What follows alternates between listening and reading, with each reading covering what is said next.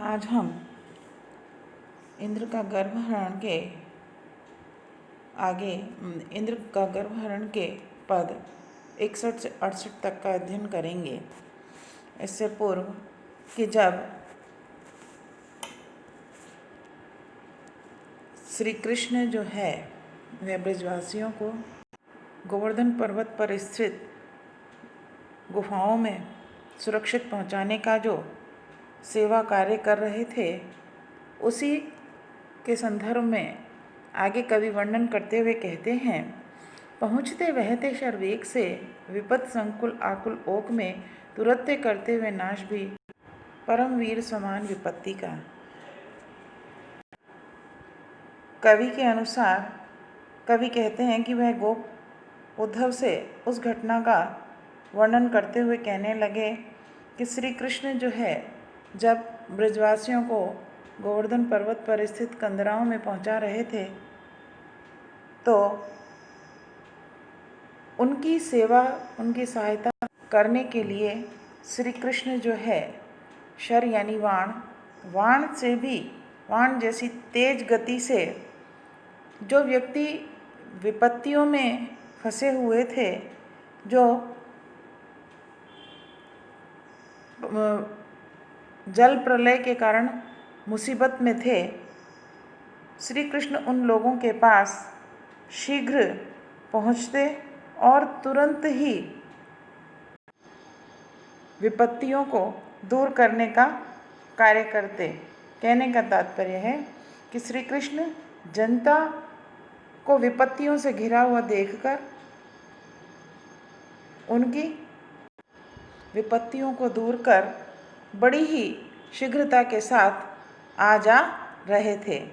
आगे कवि कहते हैं कि लख अलौकिक स्फूर्ति सुदक्षता चकित स्तंभित गोप समूह था, अधिकतः बनता वह ध्यान था, ब्रज विभूषण शतशः बने। आगे कवि कहने लगे कि उस समय श्री कृष्ण के कार्य करने की जो कुशलता है, उनकी जो अलौकिक फुर्ती है, स्फूर्ति को देखकर जो ग्वालों का समूह था वह आश्चर्यचकित और स्तंभित हो गया था। उस समय हर कहीं जहाँ कहीं भी देखते श्री कृष्ण वहाँ नज़र आते और ऐसा लगता कि जहाँ कहीं भी देखा श्री कृष्ण ही कृष्ण नज़र आए, तो उन्हें देखकर ऐसा लगने लगा कि मानो श्री कृष्ण एक नहीं बल्कि सैकड़ों बन गए हैं। ये उनके इस रूप को देखकर कि वे उस रूप में सभी ब्रजवासियों की सहायता करने का कार्य कर रहे हैं। तो यहाँ श्री कृष्ण की कार्य कुशलता का वर्णन किया गया है। आगे कवि कहते हैं, सधन गोधन कोपुर ग्राम को जलज लोचन ने कुछ काल में कुशल से गिरी मध्य बसा दिया, लघु बना पवनादि प्रमाद को। यहाँ जब जो अतिवृष्टि हो रही थी, उस अतिवृष्टि के कारण श्री कृष्ण ब्रजवासियों की सहायता करने के लिए तत्पर हो गए थे। और यहाँ कवि उसी का वर्णन करते हुए कहते हैं कि उद्धव से वह गोप कहने लगा कि उस विपत्ति के समय में श्री कृष्ण ने कुछ ही समय में समस्त ब्रजवासियों को उनके धन, गोधन, गायों आदि को के साथ बड़ी कुशलता के साथ ब्रजवासियों को गोवर्धन पर्वत के मध्य कंदराओं में पहुंचा दिया। उनकी श्री कृष्ण की कार्यकुशलता, तत्परता, साहस के समक्ष आंधी तूफान जो है उसका वेग भी कम पड़ गया। मतलब आंधी तूफान के वेग से भी अधिक गति के साथ वह ब्रजवासियों की सहायता करने का कार्य कर रहे थे। आगे कवि कहते हैं, प्रकृति क्रुद्ध 6-7 दिनों रही, कुछ प्रभेद हुआ न प्रकोप में, पर सयत्न रहे वह सर्वथा, तनिक क्लांति हुई न ब्रजेंद्र को।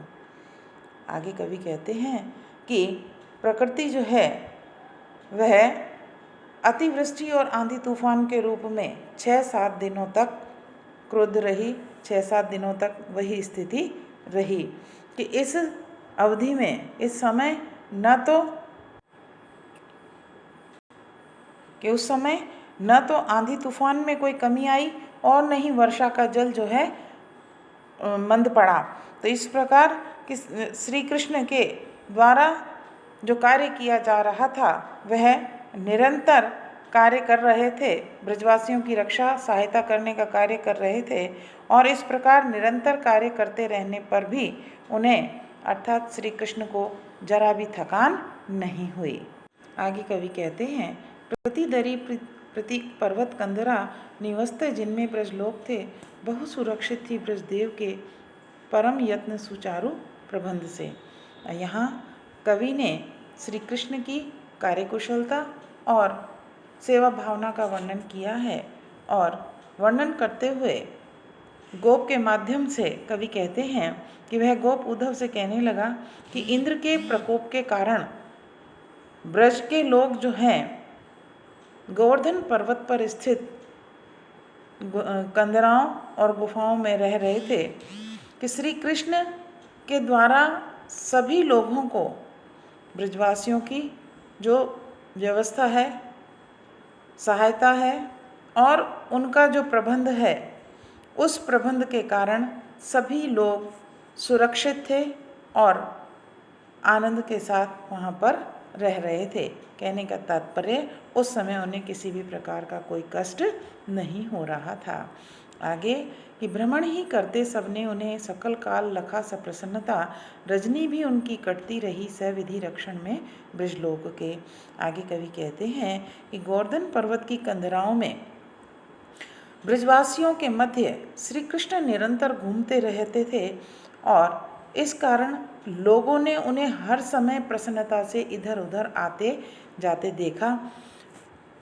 रात भी श्री कृष्ण की इसी तरह कटती थी और कि रात में भी रात भर वह ब्रजवासियों की के लिए हर तरह की व्यवस्था करने में व्यस्त थे। तो इस प्रकार सभी लोग उन्हें देख रहे थे और उनकी रात जो है इसी प्रकार कट रही थी। और उस समय जब वे समस्त सभी लोगों के मध्य इधर उधर घूमते रहते थे तो रात में भी उन्होंने कभी कहीं कोई विश्राम नहीं किया।